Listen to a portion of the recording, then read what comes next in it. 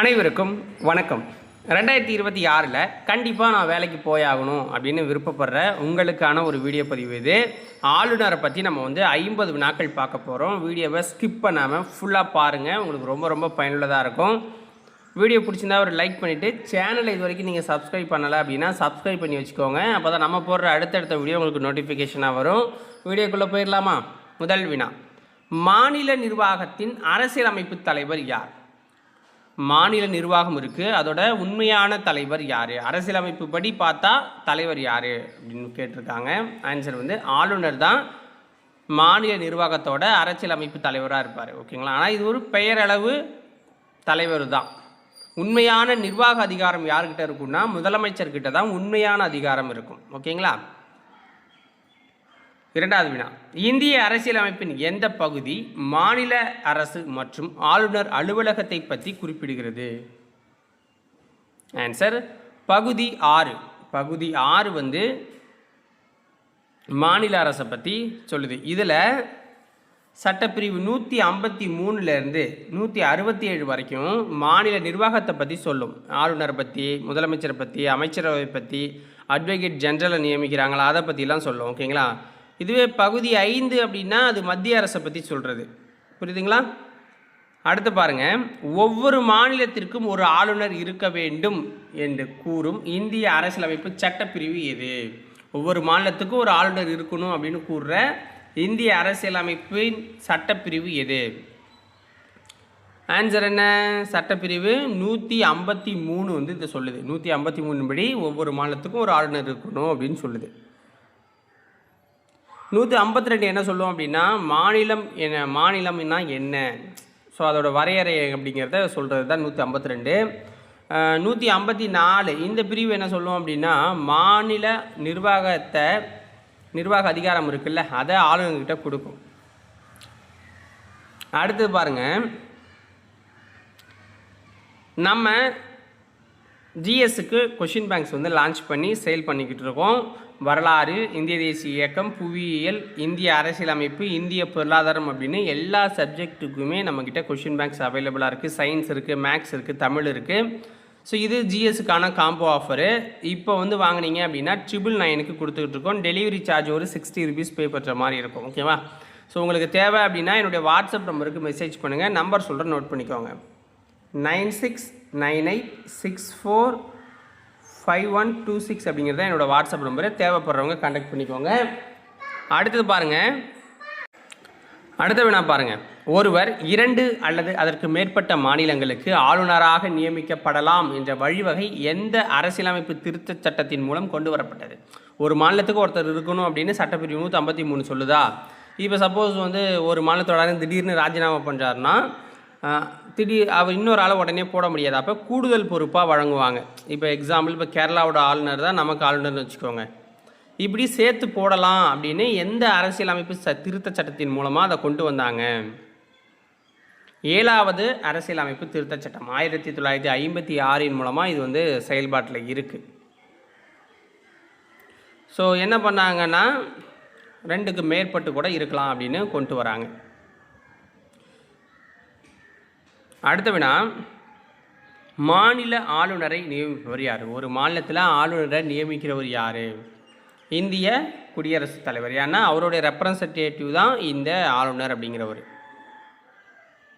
அடுத்த வினா, மாநில ஆளுநராக நியமிக்கப்படுவதற்கான தகுதிகள் பற்றி குறிப்பிடும் அரசியலமைப்பு சட்டப்பிரிவு. ஒருத்தர் மாநில ஆளுநராக நியமிக்கப்படுற அவருக்கு என்னென்ன தகுதி இருக்கணும்னு சொல்கிற சட்டப்பிரிவு எது?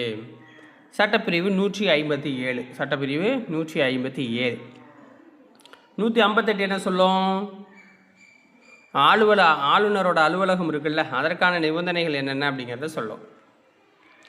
மாநில ஆளுநராக நியமிக்கப்பட ஒருவர் குறைந்தபட்சம் எத்தனை வயதை நிறைவு செய்திருக்க வேண்டும்? 35 வயது நிறைவேறிந்திருக்க வேண்டும் அப்படிங்கிறது தான் ஆன்சர்.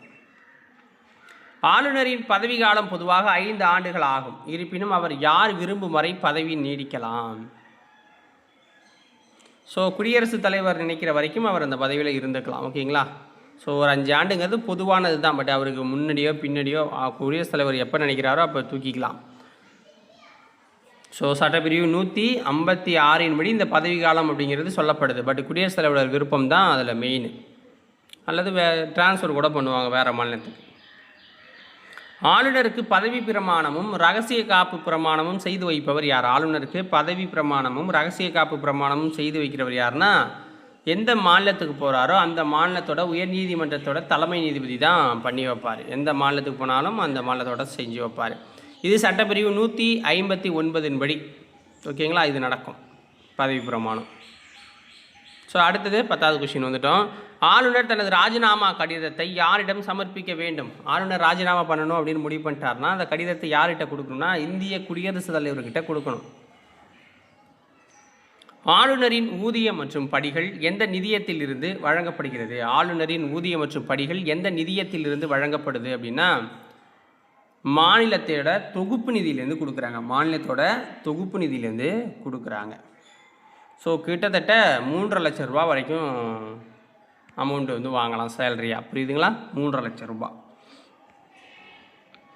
ஒருவர் 2 அல்லது அதற்கு மேற்பட்ட மாநிலங்களுக்கு ஆளுநராக இருக்கும்போது அவருடைய ஊதியத்தை மாநிலங்கள் பகிர்ந்து கொள்வதை யார் தீர்மானிக்கிறார்? இப்போ ஒரு மாநிலத்தில் இருக்கும்போது 3.5 லட்சம் ரூபா, இப்போ 2 மாநிலத்துக்கு போனால் 7 லட்ச ரூபா கிடையாது. அந்த 3.5 லட்சத்தையே மாநிலங்கள் பகிர்ந்து கொடுக்கணும். அதை தீர்மானிக்கிறது யாருன்னா இந்திய குடியரசுத் தலைவர் தான் தீர்மானம் செய்வார். ஸோ எக்ஸாம்பிள் சொல்லணும்னா இப்போ ஒரு சின்ன மாநிலம் இருக்கும், ஒரு பெரிய மாநிலம் இருக்கும். ஸோ அப்போ அந்த ரேஷியோவுக்கு ஏற்ற மாதிரி தான் பிரிச்சுக்க சொல்லி குடியரசுத் தலைவர் சொல்லுவார்.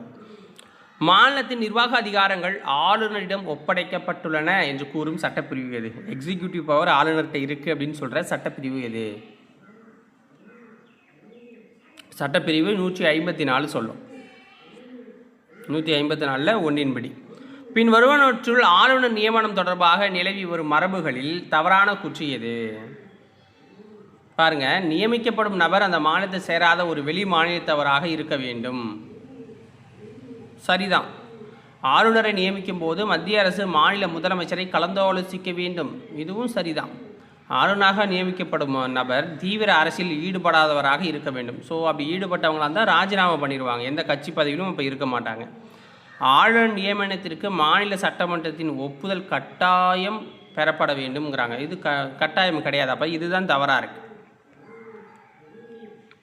சுதந்திர இந்தியாவின் முதல் பெண் ஆளுநர் யார்? சுதந்திர இந்தியாவோட முதல் பெண் ஆளுநர் வந்து சரோஜினி நாயுடு அவர்கள். ஸோ இந்தியாவோட முதல் பெண் ஆளுநர் உத்தரப்பிரதேச மாநிலத்துக்கு ஆளுநராக இருந்திருக்கிறாங்க. 1947 49 வரைக்கும் இருந்திருக்கிறாங்க.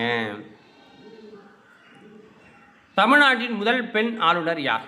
தமிழ்நாட்டோட முதல் பெண் ஆளுநர் யாருன்னா பாத்திமா பிவி அப்படிங்கிறவங்க தான். ஸோ 1997 2001 வரைக்கும் இருந்திருக்கிறாங்க. ஸோ இந்திய உச்சநீதிமன்றத்தோட முதல் பெண் நீதிபதியாகவும் இவங்க தான் இருந்தாங்க.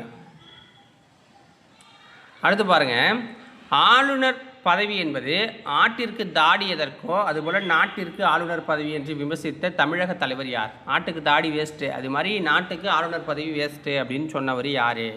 பேரறிஞர் அண்ணா தான் இதை சொல்லியிருப்பார். ஆளுநர் என்பவர் தங்கக்கூண்டில் அடைக்கப்பட்ட ஒரு பறவை என்று வர்ணித்தவர் யார்? ஆளுநர் அப்படிங்கிறவர் தங்கக்கூண்டில் அடைக்கப்பட்ட ஒரு பறவை அப்படின்னு சொன்னவர் யாருன்னா சரோஜினி நாயுடு. ஸோ ஆளுநர் பதவியானா அதில் வந்து அரசியலமைப்பு படி பார்த்திங்கன்னா பெரிய பவராக தெரியும். பட் உண்மையில் அது வந்து அதிகாரம் இல்லை, ஒரு பெயரளவு பதவியாக இருக்கிறதால அதை அப்படி சொல்லுவாங்க. மாநிலத்தின் முதலமைச்சரை நியமிப்பவர் ஆளுநர் என்று விவரிக்கும் சட்டப்பிரிவு எது? ஸோ முதலமைச்சரை ஆளுநர் நியமிக்கிறார்ல, அதுக்கான சட்டப்பிரிவு வந்து சட்டப்பிரிவு 164 படி 64 1 படி நியமனம் பண்ணுறாரு. ஸோ முதலமைச்சரோட ஆலோசனையின் பேரில் அமைச்சர்களையும் நியமிக்கிறாரு. ஓகேங்களா? மாநிலத்தின் தலைமை சட்ட ஆலோசகரான அட்வொகேட் ஜெனரல் எனப்படும் மாநில அரசு தலைமை வழக்கறிஞரை நியமிப்பவர் யார்? மாநில ஆளுநர் தான். மாநில ஆளுநர் 165 சட்டப்பிரிவு 165 படி நியமனம் பண்ணுறார். மாநில தேர்தல் ஆணையரை நியமிப்பவர் யார்? மாநில தேர்தல் ஆணையரை நியமிக்கிறவர் யார்? ஸோ மாநில தேர்தல் ஆணையரை நியமிக்கிறதும் ஆளுநர் தான் நியமிப்பார். ஓகேங்களா? ஸோ ஆளுநர் தான் நியமிப்பார். எல்லா போஸ்டிங்குமே மேக்ஸிமம் ஆளுநர் தான் நியமிக்கிற மாதிரி இருக்கும். அடுத்து பாருங்கள், மாநில ஆளுநர் மாநில பொதுப்பணி ஆணையத்தின் தலைவர் மற்றும் உறுப்பினர்களை ஆளுநர் நியமிக்கிறார். ஆனால் அவர்களை பதவியிலிருந்து நீக்கும் அதிகாரம் யாருக்கு மட்டும் இருக்குது? இந்திய குடியரசுத் தலைவருக்கு தான் இருக்குது. இந்திய குடியரசுத் தலைவருக்கு தான் அது இருக்குது. ஸோ இதற்கான சட்டப்பிரிவு 317 இதை பற்றி சொல்லும் குடியரசுத் தலைவருக்கான அதிகாரங்கள். பல்கலைக்கழகங்களின் வேந்தராக மாநிலத்தில் செயல்படுபவர் யார்? பல்கலைக்கழகங்களின் வேந்தராக மாநிலத்தில் செயல்படுபவர் யார்னா மாநில ஆளுநர் தான் செயல்படுவார். மாநில சட்டமன்ற கூட்டத்தை கூட்டவும் ஒத்திவைக்கவும் சட்டமன்றத்தை கலைக்கவும் அதிகாரம் பெற்றவர் யாருன்னா மாநில ஆளுநர் தான். சட்டப்பிரிவு 174 படி சட்டமன்றத்தை கூட்டலாம், ஒத்தி வைக்கலாம். ஸோ முதலமைச்சரோட ஆலோசனை பேரில் சட்டமன்ற பேரவையை கலைக்கலாம். இது எல்லாத்துக்கும் அதிகாரம் இருக்குது. சட்டமன்ற மேலவை நடைமுறையில் உள்ள மாநிலங்களில் அதன் மொத்த உறுப்பினர்களில் எத்தனை பங்கு இடங்களை இலக்கியம், அறிவியல், கலை, கூட்டுறவு இயக்கம், சமூக சேவை போன்றவற்றில் சிறந்தவர்களை ஆளுநர் நியமிக்கிறார்? நம்மக்கிட்ட சட்ட மேலவை இல்லை, புரியுதுங்களா? இருக்கிற இடத்துல 6ல் 1 பங்கு. ஓகேங்களா? 6ல் 1 பங்கு. ஸோ நம்மளுடைய ஜிஎஸ் கொஷின் பேங்க்ஸ் வந்து பார்த்திங்க அப்படின்னா 15,000 கொஷின்ஸ் கவர் பண்ணும். ஸோ ஆல்ரெடி சொல்லிட்டேன், தேவைப்படுறவங்க வாங்கிக்கோங்க. ஹிஸ்ட்ரி 6லேருந்து 12th வரைக்கும் கவர் ஆகுது. வேறு எந்த புத்தகமும் நீங்கள் படிக்க வேணாம். இந்த 5 புத்தகங்கள் ஜிஎஸ்க்கு போதுமானது. ஓகேங்களா? எல்லா யூனிட்டையுமே இது வந்து கவர் பண்ணும். 999 ருபீஸுக்கு இப்போ ஆஃபரில் கொடுத்துக்கிட்டு இருக்கோம். தேவைப்படுறவங்க பயன்படுத்திக்கோங்க. என்னுடைய வாட்ஸ்அப் நம்பர் 9698645126 அப்படிங்கிறத என்னோடய வாட்ஸ்அப் நம்பர். கான்டாக்ட் பண்ணுங்கள், புத்தகத்தை வாங்கி சக்ஸஸ் பண்ணுங்கள். மாநில சட்டமன்றத்தால் நிறைவேற்றப்பட்ட ஒரு மசோதாவிற்கு ஆளுநர் ஒப்புதல் அளிப்பது அல்லது குடியரசுத் தலைவரின் பரிசீலனைக்கு நிறுத்தி வைப்பது பற்றி கூறும் சட்டப்பிரிவு எது? சட்டப்பிரிவு 200. சட்டமன்றம் கூடாத காலங்களில் அவசர சட்டங்களை பிறப்பிக்கும் ஆளுநரின் அதிகாரம் பற்றி குறிப்பிடும் சட்டப்பிரிவு எது? சட்டப்பிரிவு 213. ஆளுநரால் பிறப்பிக்கப்படும் அவசர சட்டம் மாநில சட்டமன்றம் மீண்டும் கூடியதிலிருந்து எவ்வளவு காலத்திற்கு ஒப்புதல் பெறப்பட வேண்டும்? 6 வாரங்களுக்குள்ள ஒப்புதல் பெறணும். ஓகேங்களா? ஸோ அதாவது இப்போ ஒப்புதல் பிரச்சனையாக இருக்குது அப்படிங்கிறப்ப 6 மாதங்கள் வந்து ஒத்தி வைப்பாங்க. ஓகேங்களா? ஸோ அப்படி திரும்ப 6 மாதங்கள் வரைக்கும் அது அப்படியே இருக்கும் அவசர சட்டம். 6 மாதங்களுக்கு அப்புறம் கண்டிப்பாக கூட்டியே ஆகணும். ஸோ அப்படி கூட்டுறப்ப அதுலேருந்து முதல் கூட்டத்தில் இருந்து 6 வாரங்களுக்குள்ளே அது நிறைவேற்றப்படணும். அப்போ 6 மாதம் ப்ளஸ் 6 வாரம் கணக்கு இருக்கிற மாதிரி இருக்கும். ஓகேங்களா? ஸோ அஃபிஷியலாக 6 வாரம் நம்ம சொல்லுவோம். பட் 6 மாதங்கள் அந்த அவை கூடுறதுக்கே 6 மாதம் எடுத்துக்கலாம். புரியுதுங்களா? மாநில சட்டமன்றத்தில் யாருடைய முன் அனுமதியின்றி நிதி மசோதாவை அறிமுகப்படுத்த முடியாது. ஸோ ஆளுநரோட அனுமதியின்றி நிதி மசோதாவை கொண்டு வர முடியாது.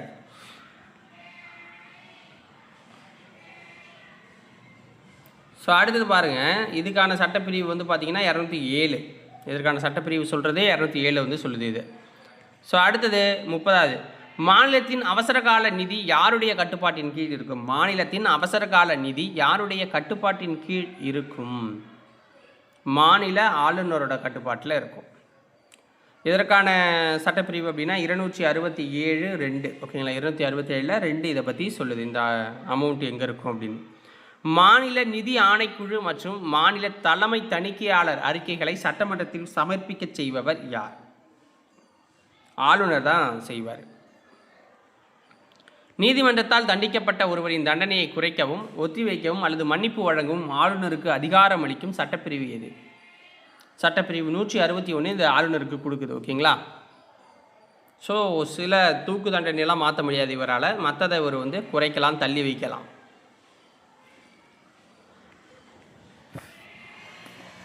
குடியரசுத் தலைவரின் மன்னிப்பு அதிகாரத்திற்கும் ஆளுநரின் மன்னிப்பு அதிகாரத்திற்கும் உள்ள முதன்மை வேறுபாடு என்ன? ஸோ குடியரசுத் தலைவரோட மன்னிப்பு அதிகாரம் 72 ஆர்டிக்கல், இவருக்கு ஆர்டிக்கல் 161 முடி கொடுத்துருக்காங்கன்னு வச்சுக்கோங்க. இதில் இருக்க முதன்மை வேறுபாடு என்ன அப்படின்னு கேட்குறாங்க. ஆன்சர் என்ன? ஆளுநரால் மரண தண்டனையை முழுமையாக மன்னிக்க முடியாது. இராணுவ நீதிமன்ற தண்டனைகளில் தலையிட முடியாது அவரால். மாவட்ட நீதிபதிகளின் நியமனம், பதவி உயர்வு போன்ற விவகாரங்களில் ஆளுநர் யாரை கலந்தாலோசிக்க வேண்டும்னா மாநில உயர்நீதிமன்றத்தை கலந்தாலோசிக்கணும். இதற்கான சட்டப்பிரிவு என்னென்னா 233 இதற்கான சட்டப்பிரிவு. ஸோ மாவட்ட நீதிபதிகளை நியமனம் பண்ணுறது அல்லது பதவி உயர்வு கொடுக்கறது, இது போல விஷயங்களில் உயர்நீதிமன்றத்தை அவர் டிஸ்கஸ் பண்ணும். ஆளுநருக்கு உதவவும் ஆலோசனை வழங்கவும் முதலமைச்சரை தலைவராக கொண்ட அமைச்சரவை இருக்கும் என்று கூறும் சட்டப்பிரிவு எது? சட்டப்பிரிவு 163 இதை சொல்லுது. அமைச்சரவையின் ஆலோசனையின்றி ஆளுநர் தனது சொந்த விருப்பத்தின் பேரில் முடிவெடுக்கும் அதிகாரத்தின் பெயர் என்ன? விருப்புரிமை அதிகாரம்னு சொல்லுவாங்க. விருப்புரிமை அதிகாரம் அப்படின்னு இதை சொல்லுவாங்க. ஸோ இதில் என்ன அப்படின்னா, இப்போ ஒரு பிரச்சனை நடக்குது, அசம்பாவிதம் நடக்குது, கிளர்ச்சி நடக்குது அப்படிங்கிறப்ப ஆலோசனை இல்லாமல் குடியரசுத் தலைவருக்கு என்ன பண்ணுவார் அப்படின்னா, ஆட்சியை கலைக்கிறதுக்கு பரிந்துரை பண்ணுவார். குடியரசுத் தலைவர் ஆட்சிக்கு பரிந்துரை பண்ணுவார். சட்டப்பிரிவு 356 பயன்படுத்துவார். புரியுதுங்களா? ஒரு மாநிலத்தில் அரசியலமைப்பு சீர்குலைவு ஏற்படும் போது குடியரசுத் தலைவர் ஆட்சி கொண்டு வர பரிந்துரைக்கும் ஆளுநரின் அதிகார சட்டப்பிரிவின் எந்த சட்டப்பிரிவின் கீழ் வருது அதிகாரம்? ஸோ அதுதான் சொன்ன சட்டப்பிரிவு 356 இதில் பயன்படுத்திடுவார். குடியரசுத் தலைவர் ஆட்சியின் போது மாநிலத்தில் யாருடைய முகவராக ஆளுநர் நேரடியாக நிர்வாகத்தை மேற்கொள்கிறாருன்னா குடியரசுத் தலைவர் தான். குடியரசுத் தலைவர் மத்திய அரசுன்னு சொல்லலாம். மத்திய மாநில உறவுகள் குறித்து ஆராய 1983 அமைக்கப்பட்ட சர்க்காரியா குழு ஆளுநர் பதவி குறித்து அளித்த பரிந்துரைகளில் சரியானது எது? ஆளுநரின் பதவி காலம் 5 ஆண்டுகள் தகுந்த காரணமின்றி முறிக்கப்படக்கூடாது அப்படின்னு சொல்லியிருக்காங்க. ஒருத்தர் ஆளுநராக போட்டோன்னா நீ டிஸ்மிஸ் அப்படின்னு சொல்ல முடியாது. மேக்ஸிமம் அந்த 5 வருஷம் இருப்பாங்க. ஓகேங்களா? ஸோ அப்போ தகுந்த காரணம் இல்லாமல் முறிக்கப்படக்கூடாது அப்படின்னு சொல்லியிருக்காங்க. 1969 ஆண்டு தமிழக அரசால் மத்திய மாநில உறவுகள் குறித்து ஆராய அமைக்கப்பட்ட குழு எது அப்படின்னா, இது ரொம்ப ஃபேமஸான ஒரு குழு, ராஜமன்னார் குழு அப்படிங்கிறத அமைச்சாங்க. 1969 PV ராஜமன்னார் தலைமையில் இதை போட்டாங்க. மத்திய மாநில உறவுகள் குறித்து ஆராய 2007 அமைக்கப்பட்ட மதன் மோகன் பூஞ்சி குழு ஆளுநரை நீக்குவது தொடர்பாக பரிந்துரைத்த முறை எது? நாடாளுமன்ற பழிசாற்றுதல் முறை. ஸோ அது மாதிரி மாநில சட்டமன்றத்திலையும் பழிசாற்றுதல் முறை, இம்பீச்மெண்ட் முறையில் கொண்டு வரப்படணும் அப்படின்னு அவங்க சொன்னாங்க. ஆளுநருக்கு எதிராக அவர் பதவியில் இருக்கும் காலத்தில் எந்த ஒரு நீதிமன்றமும் குற்றவியல் நடவடிக்கைகளை தொடர முடியாது என பாதுகாப்பு அளிக்கும் சட்டப்பிரிவு எது? சட்டப்பிரிவு 361.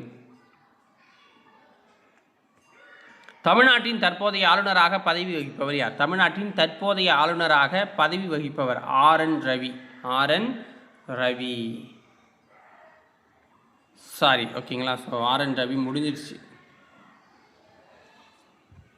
ஸோ RN ரவி வந்து முன்னாள் ஆளுநர். ஓகேங்களா? இப்போ இருக்கிறவர் வந்து பார்த்திங்க அப்படின்னா ஆர்லேக்கர்னு நினைக்கிறேன். ஓகேங்களா? ஸோ உங்களுக்கு தெரிஞ்சால் கமெண்ட்ஸில் சொல்லுங்கள். ஆர்லேக்கர் கேரளாவுக்கும் அவர் தான் இருக்கிறாரு. அவர் பேர் இப்போ டக்குன்னு ஞாபகம் இல்லை. ஸோ உங்களுக்கு தெரிஞ்சால் கமெண்ட்ஸில் போட்டு விடுங்க. ஆர்லேக்கர் இன்னும் 2 பேர் வரும், சேர்த்து வர மாதிரி இருக்கும், பெரிய பேர் மாதிரி. ஸோ ஆர்லேக்கர் அப்படிங்கிறது தான் சரியான பேர் அப்படின்னு நினைக்கிறேன். ஸோ தப்பாக இருந்துச்சுன்னா கமெண்ட்ஸில் சொல்லுங்கள். மாநில சட்டமன்ற நடவடிக்கைகள் மற்றும் அமைச்சரவை முடிவுகளை பற்றி ஆளுநருக்கு தெரிவிக்க வேண்டியது முதலமைச்சரின் கடமை என்று கூறும் சட்டப்பிரிவு எது? சட்டப்பிரிவு 167. மாநில சட்டமன்ற தேர்தலில் எந்த ஒரு கட்சிக்கும் பெரும்பான்மை கிடைக்காத பட்சத்தில் முதலமைச்சரை தேர்ந்தெடுப்பதில் ஆளுநர் எதனை பயன்படுத்துகிறார்? தனது தனிப்பட்ட விருப்புரிமை அதிகாரத்தை அதில் பயன்படுத்துவார். 1970 ஆளுநர்களின் பங்கு, அவர்களின் விருப்புரிமை அதிகாரங்கள் குறித்து ஆராய குடியரசுத் தலைவரால் அமைக்கப்பட்ட குழு எது? பகவான் சகாய் குழு. பகவான் சகாய் குழு அப்படிங்கிறத அமைச்சார். கூற்று: ஆளுநர் மாநில சட்டமன்றத்தின் ஒரு அங்கமாவார். ஆளுநரின் ஒப்புதல் இல்லாமல் எந்த ஒரு மசோதாவும் சட்டமாக மாற முடியாதுங்கிறாங்க.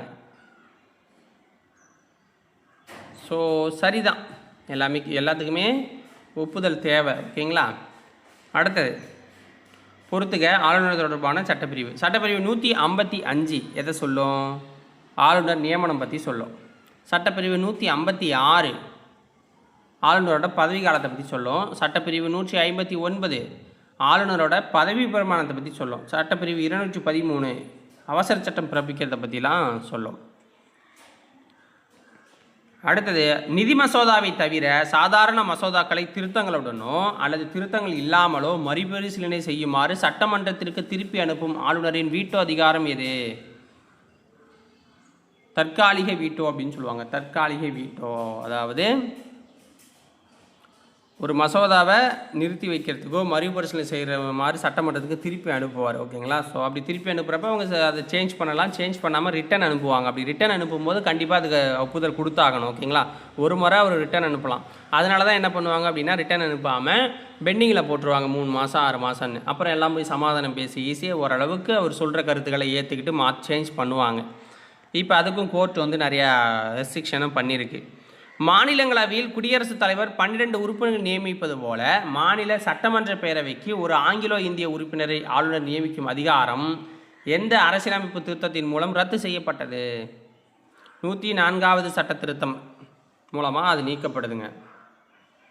ஸோ சட்டப்பிரிவு 333 படி தான், சட்டப்பிரிவு 333 படி ஸோ ஆளுநர் வந்து போதிய பிரதிநிதித்துவம் இல்லாத பட்சத்தில் ஒரு ஆங்கிலோ இந்திய உறுப்பினர் நியமிக்க வழிவகை இருந்துச்சு. ஆனால் 2019 104வது அரசியலமைப்பு திருத்த சட்டத்தின் மூலமாக என்ன பண்ணுறாங்க அப்படின்னா, மக்களவையாக இருக்கட்டும் மாநில சட்டமன்றங்களாக இருக்கட்டும் இந்த ஆங்கிலோ இந்திய நியமன முறையை ரத்து செய்கிறாங்க. ஸோ 2020 இது நடைமுறையில் இருக்குது. ஓகேங்களா? இப்போ ஆங்கிலோ இந்தியர்களை யாரும் நியமிக்கிறது கிடையாது. ஏன்னா ஆங்கிலோ இந்தியன் மேக்ஸிமம் இந்தியாவிலே இல்லை அப்படிங்கிற மாதிரி சொல்கிறாங்க. ஸோ இதோட இந்த வீடியோ பதிவுலாம் முடியுது மக்களே. ஸோ உங்களுக்கு வீடியோ பிடிச்சிருந்துச்சுன்னா ஒரு லைக் பண்ணிவிட்டு சேனலை சப்ஸ்கிரைப் பண்ணி சப்போர்ட் பண்ணுங்கள். வினா வங்கி தேவை அப்படின்னா வாங்கி உங்களுடைய வெற்றியை உறுதிப்படுத்துங்க. நன்றி, வணக்கம்.